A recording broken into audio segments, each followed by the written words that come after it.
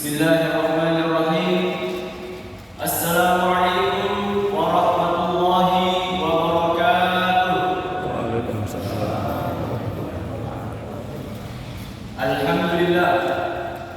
Alhamdulillah fatiris samawati wal ardh. Alladzi arsala ar-riyah fatuthiru bihi sahaban fasaqnahu ila baladin mayyitin fa ahya bihi al-ardha ba'da mawtiha. الذي يولد الليل في النهار ويولد النهار في الليل وسخر الشمس والقمر كل يجري لأجل مسمى ثم الصلاة والسلام على رسول الله وعلى رسول الله المحمود بقوله تعالى رسول الله صلى الله عليه وسلم وعلى آله الأطهار وصحابته الأبرار ومن تبعهم بإحسان إلى يوم الدين. أما بعد. Jamaah kaum muslimin yang sama-sama dirahmati oleh Allah Subhanahu wa taala. Alhamdulillah, segala puji hanyalah milik Allah Subhanahu wa taala karena atas segala nikmat dan kuasa-Nya sehingga Allah memberikan kita nikmat hidayah yang diberikan kepada kita sebagai suatu nikmat yang tidak diberikan oleh orang lain, melainkan Allah memilih kita dengan nikmat hidayah tersebut. Salawat serta salam kita sanjungkan kepada suri tauladan umat manusia, ialah uswatun hasanah, pemilik akhlak yang baik, yang namanya terkenal di tujuh langit, yang perkataannya diabadikan oleh miliaran manusia. Tiada lain dari Nabi kita, Nabi Muhammad sallallahu alaihi wasallam. Tak lupa pada keluarga beliau, para sahabat-sahabat beliau, dan semoga kita sebagai umatnya, sebagai pengikutnya diberikan syafaatnya di hari kiamat nanti. Amin ya rabbal alamin. Jamaah subuh yang dirahmati oleh Allah Subhanahu wa taala. Segala puji hanyalah milik Allah Subhanahu wa taala yang masih memberikan kita nikmat. Nikmat apa? Yaitu nikmat kesempatan sehingga kita masih bisa berkumpul, masih bisa melaksanakan kewajiban yang diturunkan oleh Allah Subhanahu wa taala, yaitu salat subuh secara berjamaah. Di balik salat subuh berjamaah ini ada satu keistimewaan lagi, yaitu kita masih dipertahankan oleh Allah Subhanahu wa taala di bulan yang penuh berkah, yaitu bulan Ramadan, yang dimana bulan Ramadan ini hanya diberikan oleh umat dari baginda Nabi Muhammad sallallahu alaihi wasallam saja, tidak diberikan oleh umat-umat terdahulu, melainkan hanya diberikan oleh umat baginda Nabi Muhammad sallallahu alaihi wasallam. Di balik keistimewaan bulan Ramadan, di dalamnya ada lagi satu malam yang dimana malam itu lebih baik dari 1000 bulan. Jika kita menghitung 1000 bulan itu, maka 1000 bulan itu sama dengan 83 tahun 4 bulan. Allah memberikan kita keistimewaan di bulan Ramadan dengan diturunkannya malam Lailatul Qadar di 10 malam terakhir dari bulan Ramadan ini. Begitu besar keistimewaan yang diberikan oleh Allah Subhanahu wa taala sebagai kita umat dari baginda Nabi Muhammad sallallahu alaihi wasallam. Adapun keistimewaan lain yang diberikan oleh Allah kepada kita ini, yaitu keistimewaan keimanan. Mengapa dengan keimanan? Karena dengan keimanan ini sangatlah mahal. Jamaah subuh yang dirahmati oleh Allah Subhanahu wa taala, nikmat keimanan ini sangatlah mahal. Dengan keimanan ini, seseorang yang lemah akan menjadi kuat. Seorang yang tadinya putus asa menjadi orang yang perkasa. Ada suatu kisah pada zaman baginda Rasulullah sallallahu alaihi wasallam. Pada satu hari, ketika sedang panas-panasnya di padang pasir yang gersang itu, di tanah Arab yang sangat besar itu, Ketika itu setelah perang Badar, maka tidak ada di kepala kaum kafir Quraisy ini selain kedengkian dan berbagi semua salam kepada yang ditujukan kepada Nabi Muhammad SAW, kepada yang dibunuh dengan kedengkian. Maka kaum kafir Quraisy ini dendam terhadap kaum muslimin, dan pada suatu hari mereka menangkap dua sahabat, yaitu Zaid bin Juthunah dan Khubayb bin Adi. Singkat cerita, kaum kafir ini menyiksa keduanya, yaitu dengan cara disalibkan keduanya lalu saling berhadapan. Yang pertama dibunuh yaitu sahabat Zaid bin Juthunah radhiyallahu anhu. Bagaimana caranya dibunuh? Yaitu ditusukkan kayu dari mulutnya hingga menembus kepada dada. Dimasukkan di mulutnya kayu hingga ke dada. Maka pada saat itu yang dimana Abu Sufyan belum masuk Islam, belum diberikan hidayah oleh Allah Subhanahu Wa Taala, berlagak sombong kepada Khubayb bin Adi.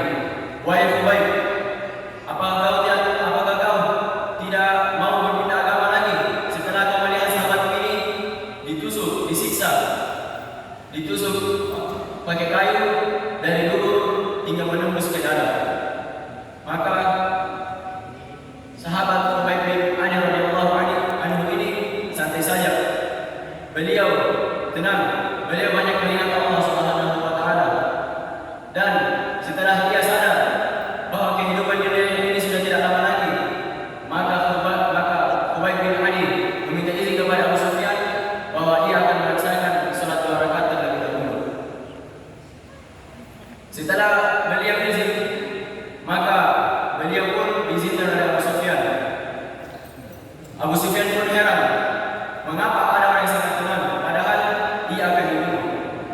Setelah Khubayb mengambil air wudu, melaksanakan salat 2 rakaat, memohon ampun kepada Allah Subhanahu Wa Taala, lalu Khubayb ini digempeng oleh para al-Ghajar kaum kafir Quraisy itu. Setelah dia kembali di tiang salibkan, maka Abu Sufyan kembali bertanya, apakah kau tidak ingin berpindah agama wahai Khubayb? Maka Khubayb menjawab, tidak akan.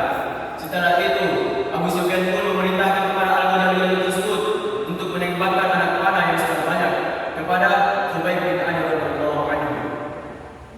Setelah darah berceceran dari tubuh yang mulia Khubayb bin Adi, maka sempat-sempatnya di situ Abu Sufyan masih sombong.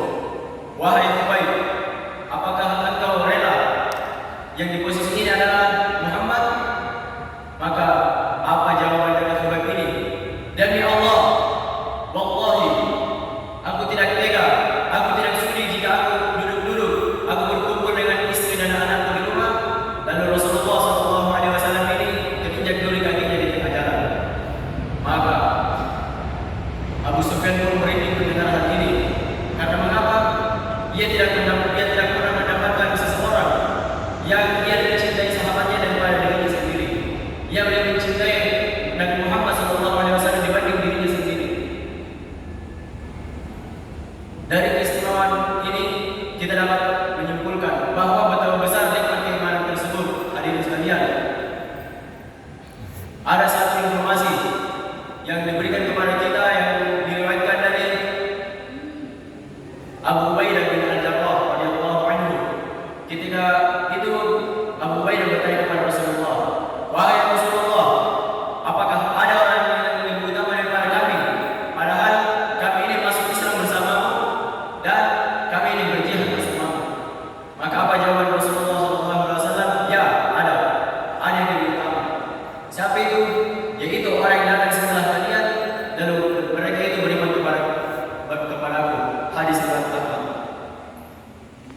Dapat kita simpulkan dari hadis baginda Nabi Muhammad SAW, apa itu? Adalah orang yang datang setelahku dan mereka itu beriman kepadaku. Maka siapa yang dimaksud di sini? Apakah bukan kita? Apakah bukan kita yang dimaksud di sini? Yang datang setelah zaman baginda Rasulullah SAW,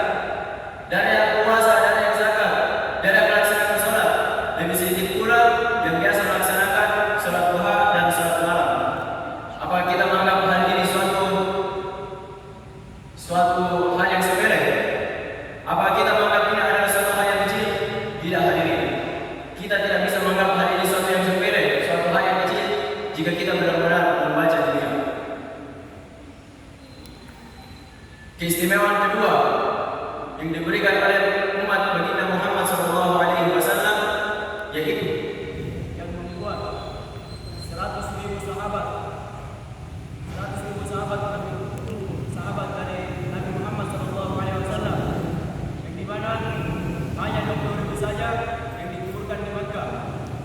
Kemana 80.000-nya? Mereka memperluas, mereka pergi untuk menyebarkan kalimat tauhid, la ilaha illallah Muhammadar Rasulullah. Dari 100.000 itu hanya 60.000 saja yang dimakamkan di Makkah maupun di Madinah. Namun 80.000 itu mereka pergi menjelajah. Untuk apa? Untuk menyebarkan kalimat la ilaha illallah Muhammadur Rasulullah. Yaitu apa? Dakwah. Dengan dakwah manusia tahu apa yang menjadi manusia. Dengan dakwah ia menjadi tahu siapa penciptanya. Dengan dakwah pula ia tahu mengapa ia menjadi manusia, bukan menjadi hewan ataupun menjadi tanaman. Dengan dakwah ini kita diberikan label terbaik, umat terbaik oleh Allah Subhanahu wa taala. Kita diberikan label terbaik dari raja di atas raja, presiden di atas presiden, yaitu Allah Subhanahu wa taala. Label apa itu? Yaitu khairul ummah, umat yang terbaik. Allah Subhanahu wa taala berfirman, "Kuntum khairu ummatin ukhrijat lin-nas." Kalian adalah umat yang terbaik yang dikeluarkan oleh seluruh manusia. Mengapa kita menjadi umat yang terbaik untuk manusia? Ta'muruna bil ma'ruf. Kalian